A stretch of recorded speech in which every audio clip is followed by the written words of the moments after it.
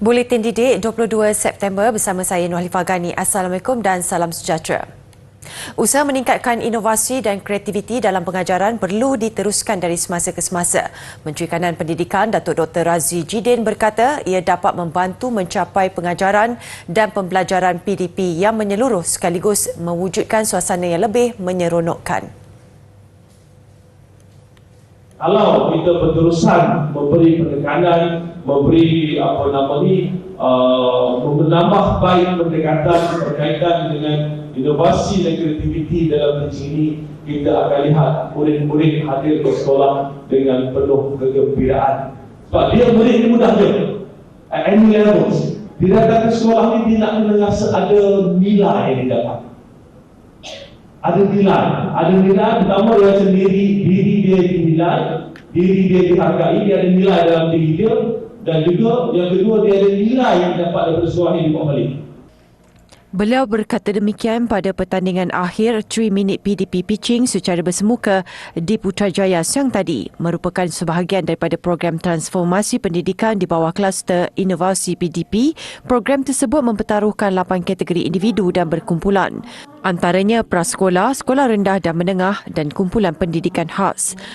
Jelas Datuk Dr. Razzie, pertandingan berkenaan bertujuan memberi ruang dan peluang kepada guru berkongsi inovasi dalam PDP, sekaligus meningkatkan kepelbagaian pedagogi bilik darjah, pada masa sama memupuk daya kreativiti dalam kalangan guru.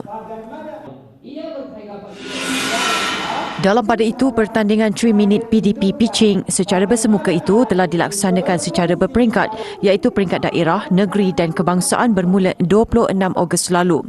Pemenang membawa pulang wang tunai, iPad, plak penghargaan dan juga sijil pencapaian. Bagi kategori individu pendidikan khas, Johan dimenangi oleh Iransha Rahmatullah dari Sekolah Menengah Kebangsaan Pendidikan Khas Setapak Kuala Lumpur dengan hasil inovasinya Braille Magic Cell. Kebanyakan murid dia susah nak kesan dot-dot yang halus kan.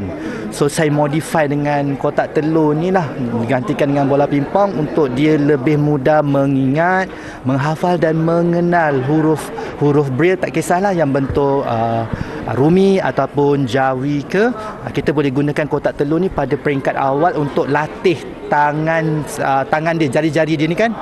Sebagai orang kurang upaya OKU, hasil inovasinya ternyata mendapat tempat dalam kalangan pelajar. Penggunaan Braille Magic Cell dapat menjimatkan masa apabila ia membantu pelajar memahami peringkat seterusnya selepas mengenal huruf, iaitu membaca teks penuh. Sementara itu, Nur Hasliza Muhammad dan Sharifah Hidayah Said Taufik Aidit meraih tempat pertama bagi kategori kumpulan sekolah menengah dengan hasil inovasi mereka yang dikenali sebagai Kit Abang Sado.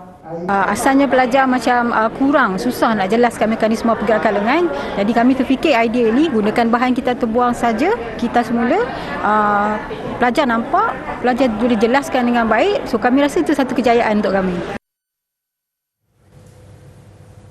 Agensi Nuklear Malaysia bakal berkolaborasi dengan Kementerian Pendidikan KPM untuk membangunkan satu silibus yang memfokuskan aspek penggunaan teknologi nuklear. Langkah ini diambil bagi memberi pendedahan kepada pelajar dalam menyediakan silibus bersesuaian bagi menerangkan peranan teknologi nuklear dalam kehidupan seharian. Ketua Pengarahnya Dr. Abdul Rahim Harun berkata sebahagian sukatan pembelajaran misalnya berkenaan radiasi penggunaan nuklear dalam pelbagai bidang industri pembuatan, perubatan, pertanian sudah pun diajar di sekolah. Selain itu, agensi turut dijadikan rujukan dalam menambah pengetahuan berhubung teknologi tersebut dalam silibus pengajaran dan pembelajaran peringkat tinggi. Bagaimanapun ujarnya, pada peringkat sekolah belum ada subjek spesifik mengenai nuklear dan ia merupakan tambahan kepada pengisian mata pelajaran fizik, tetapi silibus pengisian nuklear termasuk pendedahan secara asas untuk murid sekolah rendah. Tambahnya, pemahaman orang ramai mengenai teknologi nuklear masih rendah, khususnya pendapat yang hanya mengaitkan teknologi nuklear dengan bahan letupan secara amnya. Jelas beliau, keperluan teknologi nuklear dalam bidang pembuatan, pertanian dan kesihatan menunjukkan kesan positif yang memberangsangkan. Jabatan Kemajuan Orang Asli JAKOA komited merangka perancangan bagi menurunkan kadar keciciran pelajar dan meningkatkan kecemerlangan dalam kalangan pelajar orang asli. Ketua Pengarahnya Sapiah Muhammad Noor berkata penubuhan Sekolah Model Khas Komprehensif K11 merupakan inisiatif memastikan pelajar orang asli mendapat pendidikan berkualiti dan relevan seiring keperluan semasa. Tambahnya, penubuhan Pusat Intelek Pelajar Orang Asli Cemerlang PIPOA terbukti berjaya meningkatkan mutu dan pencapaian pendidikan masyarakat orang asli. Sekarang saya sedang berusaha untuk berbincang dengan peringkat Kementerian Pendidikan untuk membuat hingga K11. Maknanya di satu perkampungan tu kita akan kita akan meneruskan pendidikan tu daripada sekolah rendah hingga tamat sekolah menengah, K11 hingga tingkatan 5. Dan melalui usaha kerajaan RMK yang baru ni yang diumumkan, saya dimaklumkan KPM memang dalam usaha untuk menubuhkan satu sekolah, ya, kalau saya tak silap di Betau, di pos Betau kita di Pahang, hingga K11, dan saya akan cuba follow up dengan pihak kementerian apa usaha yang telah disanakan, dan juga saya berharap perkara ini dapat dipanjangkan ke perkampungan-perkampungan di pendalaman orang asli. Beliau berkata demikian dalam sidang media selepas Majlis Anugerah Murid Cemerlang Orang Asli STPM 2021 di Iskandar Puteri, Johor siang tadi. Seramai 35 pelajar orang asli di seluruh negara yang mendapat keputusan cemerlang dalam Sijil Tinggi Pelajaran Malaysia STPM 2021 diraikan dalam majlis ini. Nora Adila anak perempuan Tahud dan Amir Andrul Zaman Syariman mengakui menghadapi masalah ketika menjalani sesi pembelajaran secara atas talian. Namun kesusahan hidup dan pengorbanan ibu bapa menjadi motivasi untuk mendapatkan keputusan cemerlang seterusnya melanjutkan pelajaran ke peringkat yang lebih tinggi. Dekat kawasan rumah saya tu lain tak berapa okey. Jadi saya sendiri bila menghadapi lain ni, kelas kan dalam online kan. Saya sendiri masa tu rasa macam nak down. Rasa macam nak berhenti STPM, tapi saya fikir saya kena belajar sebab family saya orang susah. Dengan pendidikan ni kita dapat mengubah nasib ibu bapa kampung diri, sebab dengan pendidikan ni kita dapat melihat dunia luar, culture yang lebih luar daripada kehidupan yang kita kehidupan seharian.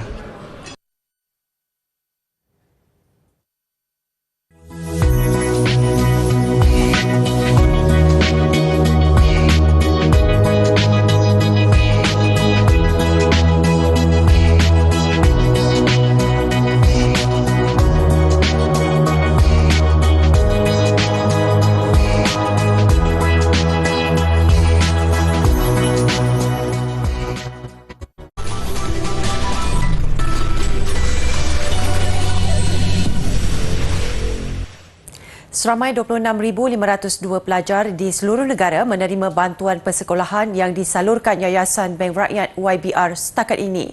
Menerusi peruntukan RM3 juta bagi sesi persekolahan 2022, YBR menyediakan bantuan tunai RM100 kepada setiap murid dan pelajar daripada golongan B40 untuk menyediakan kelengkapan persekolahan. Selain membantu golongan keluarga kurang mampu, terutama asnaf dan miskin bandar, inisiatif itu dapat meringankan beban kewangan ibu bapa mengharungi pasca pandemik COVID-19. Ahli Lembaga Pemegang Amanah YBR, Jeffrey Nur Muhammad berkata, diharapkan melalui inisiatif seperti ini, ia dapat meringankan beban ibu bapa yang terkesan akibat pandemik dan ketidaktentuan ekonomi yang melanda seluruh negara. Semalam berlangsung majlis penyampaian bantuan YBR kepada murid dan pelajar B40 bagi Parlimen Putatan di Balai Raya Kampung Tanjung Aru Lama, Kota Kinabalu. Pada majlis itu, seramai 300 murid dan pelajar B40 di kawasan Parlimen Putatan menerima bantuan persekolahan YBR bagi penggal kedua 2022 membabitkan peruntukan keseluruhan RM30,000. Inisiatif bantuan pendidikan itu juga diharap dapat mendorong organisasi lain untuk turut sama membantu atau menyalurkan apa sahaja bantuan kepada golongan kurang berkemampuan. Kerajaan Negeri Johor bakal melaksanakan pemasangan Wi-Fi percuma di sekolah agama dan masjid secara berperingkat bermula tahun depan. Fasa pertama membabitkan 120 masjid dan 130 sekolah agama. Pengerusi Jawatan Kuasa Hal Ehwal Agama Islam Johor Muhammad Farid Muhammad Khalid berkata pemasangan Wi-Fi percuma di 120 masjid adalah berdasarkan lokasi yang bersesuaian dan mempunyai keupayaan jalur lebar. Ujarnya lagi, kemudahan percuma di sekolah agama di Johor juga akan dimulakan secara berperingkat dengan 130 sekolah membabitkan 50 sekolah agama grade A dan 80 sekolah agama grade B. Ini bagi membolehkan sistem Johor Pendidikan Islam Digital JPID Al-Bain dilaksanakan. Dalam sistem aplikasi ini, ibu bapa pelajar boleh semak kerja sekolah, kehadiran, markah peperiksaan dan yuran anak mereka. Setakat ini, terdapat 583 sekolah agama di seluruh Johor dengan kategori Grade A membabitkan sekolah yang mempunyai 1,000 murid ke atas, manakala Grade B mempunyai 500 hingga 1,000 murid. 15 kadet bomba dari 4 sekolah di daerah Timur Laut Pulau Pinang berpeluang menimba pengalaman dan ilmu asas kemahiran bersama anggota Jabatan Bomba dan Penyelamat Malaysia JBPM Pulau Pinang. Aktiviti berkenaan ialah latihan persediaan bagi menghadapi cabaran kurikulum kadet bomba peringkat kebangsaan 2022 yang bakal berlangsung bulan depan. Ketua Balai Bomba dan Penyelamat BBP Jalan Perak, Azlan Hassan berkata kesemua kadet bomba didedahkan dengan kemahiran asas terutamanya simpulan dan ikatan aspek challenge, kawat kaki, inovasi kadet bomba dan latihan kebakaran. Peserta yang terlibat terdiri daripada kadet bomba yang memenangi cabaran peringkat negeri dalam pemilihan yang lalu. Untuk pemilihan kadet-kadet bomba ini telah dibuat pada peringkat negeri tempoh hari dan kadet-kadet yang di bawah jagaan Balai Bomba dan Penyelamat Jalan Perak ini telah memenangi acara Expect Challenge dan juga Ikatan Tali, di mana kita akan mengambil bahagian dalam peringkat kebangsaan nanti. Tambah Azlan, hanya kadet bomba yang layak akan mewakili Pulau Pinang untuk menghadapi cabaran peringkat kebangsaan. Kesemua aktiviti yang disertai juga dirakam menerusi video dan dihantar kepada urussetia pertandingan bagi penilaian. Cabaran peringkat kebangsaan itu dianjurkan bahagian sukan, core curriculum dan kesenian Kementerian Pendidikan KPM dengan kerjasama JBPM. Sementara itu, peserta kadet bomba yang ditemui jelas teruja dengan peluang menimba pengalaman berharga daripada Wira Merah Negara. InsyaAllah akan digunakan juga, contohnya bila kita pergi camping ke dengan keluarga, dengan kawan-kawan, kita boleh guna ikatan-ikatan ni, dan kalau apa-apa berlaku kita boleh guna ikatan ni juga untuk menyelamat. Saya akan attend pertandingan ini kerana saya berasa sangat ada challenge dan ada sangat kreatif, boleh belajar banyak ilmu itu. So saya mau join pertandingan ini dan saya berasa gembira dan bangga boleh mewakili sekolah dan mewakili Pulau Pinang untuk menyertai pertandingan peringkat kebangsaan ini. Dari pengalaman ni kami dapat gunakan untuk masa depan sebagai kalau ada pesakit dalam kawasan persekitaran kami boleh gunakan pengalaman ni untuk masa depan. Saya dapat masa depan, saya tahu cara asas untuk menyelamatkan orang apabila waktu kecemasan. Mereka juga yakin dapat mengharumkan nama Pulau Pinang di peringkat kebangsaan jika dipilih mewakili negeri kelak.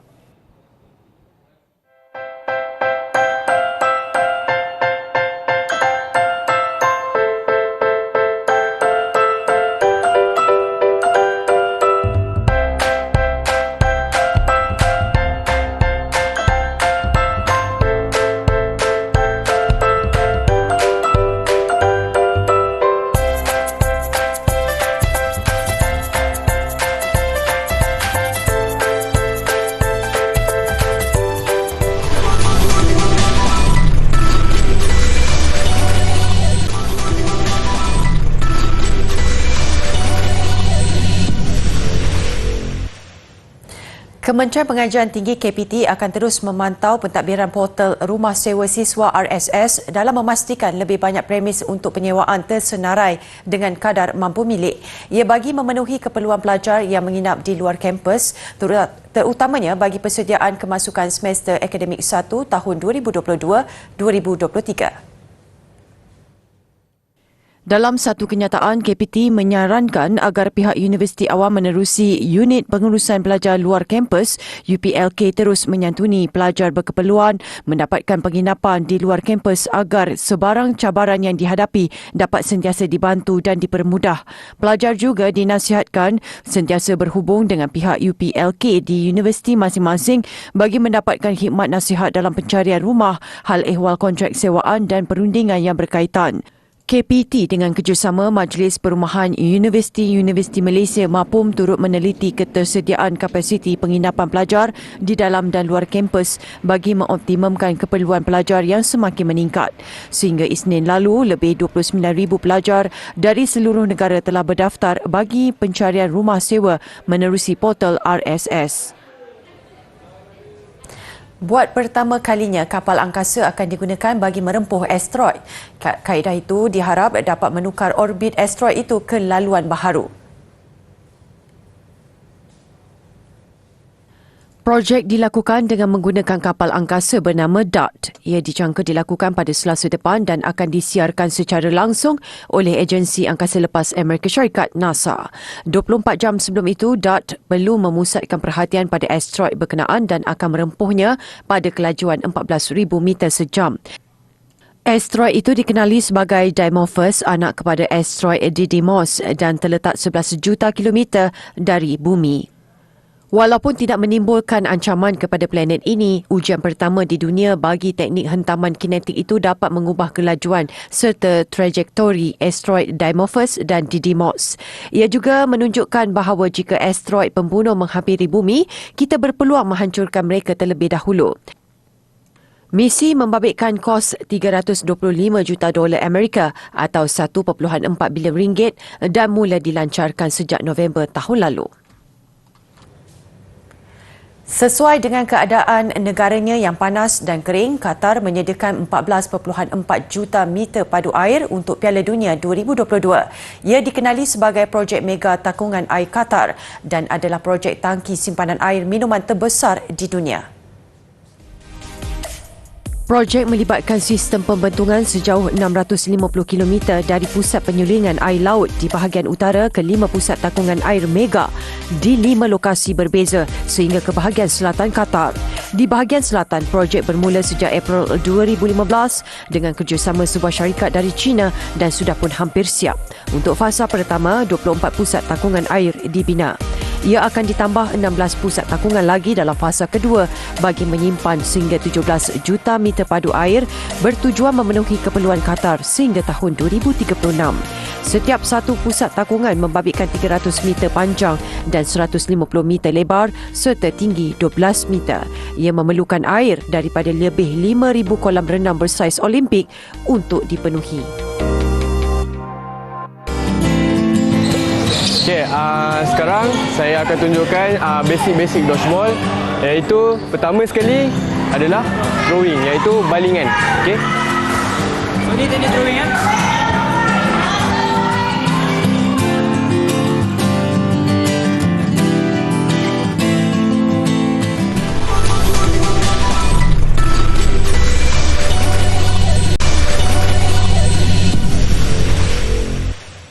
Sukan Malaysia Sukma 2022 sehingga jam 6 petang tadi, kedudukan 5 teratas Johor terus unggul menerajui kutipan pingat jauh meninggalkan pencabar di tangga kedua wilayah Persekutuan. Terengganu pula semakin memberi tekanan kepada wilayah Persekutuan manakala Sabah dan Sarawak bersaing di tangga keempat dan kelima. Dalam pada itu, Pulau Pinang dan Terengganu akan bertarung pada penentuan pingat emas bola sepak. Pada aksi separuh akhir semalam, Pulau Pinang mengalahkan wilayah Persekutuan 1-0. Bagaimanapun, perlawanan Pulau Pinang menentang wilayah Persekutuan semalam dicemari adingan tegang selepas pemain wilayah Persekutuan Muhammad Iman Fakrullah Zamri dilayangkan kad merah pada minit ke-89. Susulan tidak berpuas hati, seorang pegawai pasukan wilayah Persekutuan bertindak mengejar pengadil perlawanan. Insiden menyaksikan permainan terpaksa dihentikan seketika namun keadaan dapat dikawal. Pulau Pinang mengalahkan wilayah Persekutuan 1-0 menerusi sepakan penalti Muhammad Daniel Irfan Nazri. Penentuan pingat emas jam 8.45 malam esok. Pulau Pinang akan menentang Terengganu di Stadium Bola Sepak Kuala Lumpur di Ceras. Terengganu mara selepas menewaskan Selangor pada satu lagi saingan separuh akhir. Penampilan atlet Sukan Malaysia Sukma 2022 mencuri tumpuan hari kedua kejohanan olahraga Majlis Sukan Sekolah MSSM. Ia membabitkan acara lari berpagar 100 meter perempuan bawah 15 tahun. Farah Shakira Azif Safarin yang mewakili Perak membuktikan kemampuannya apabila menjuarai acara 100 meter bawah 15 tahun. Mengakui mengalami sedikit kecederaan, Farah mencatat kepantasan 14.70 saat.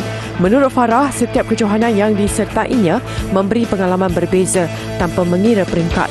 Saya harap saya akan performance saya lagi baiklah daripada sebelum ni. Saya punya kaki pun tak baik lagi. Tapi saya cuba juga untuk larilah. Saya punya target untuk nak pergi SEA Games lah. Pingat Perak acara ini dimenangi wakil Sabah Aberneta Elisa Tadius menerusi catatan 15.76 saat. Manakala atlet Selangor Nur Hasanah Muhammad Sani dengan kepantasan 15.90 saat meraih gangsa. Sementara itu, acara lari berpagar antara yang mencuri tumpuan pada hari kedua kejohanan olahraga MSSM. Acara lari berpagar 80 meter perempuan bawah 12 tahun emas dikondol oleh Nur Iqlil Nelly Muhammad Wazir dari Selangor dengan catatan masa 13.60 saat. Perak dimenangi oleh Huzma Nur Amani Nurizan dari Kedah, manakala seorang lagi wakil Selangor meraih gangsa. Bagi kategori lelaki bawah 12 tahun, emas dimenangi Muhammad Haziq Muizuddin Mauris dari Sabah dengan catatan masa 11.64 saat. Dia menewaskan Nik Abrisam Jazmi, Nik Azli dari Terengganu dan Muhammad Fakhruddin Murah dari Sarawak. Untuk lari berpagar 110 meter lelaki bawah 15 tahun pula, acara dimenangi oleh Muhammad Haris Haikal Muhammad Arsyad dari Johor dengan catatan masa 13.86 saat. Perak diraih Muhammad Aizat Falik Muhammad Fadil dari Terengganu dan gangsa Muhammad Danish Irfan Hawairi dari Kelantan. Atlet Sekolah Sukan Bukit Jalil yang mewakili Selangor, Dania Marcella Ehsan Faiz pula mendominasi lari berpagar 100 meter perempuan bawah 18 tahun dengan catatan masa 14.86 saat. Dania menewaskan wakil Sabah Nur Fatihah Najwa Mafiati dan Fatih Nashirah Muhammad Fazil dari Kelantan.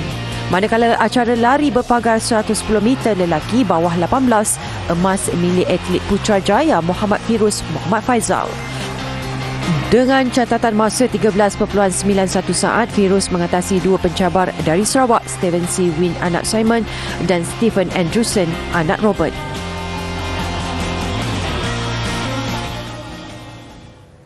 Persembahan oleh kumpulan muzik dari Lithuania, Subtilus dari puncak menara tertinggi negara itu mengakhiri Buletin Didik. Saya Nolifah Ghani, salam hormat dan kita jumpa lagi.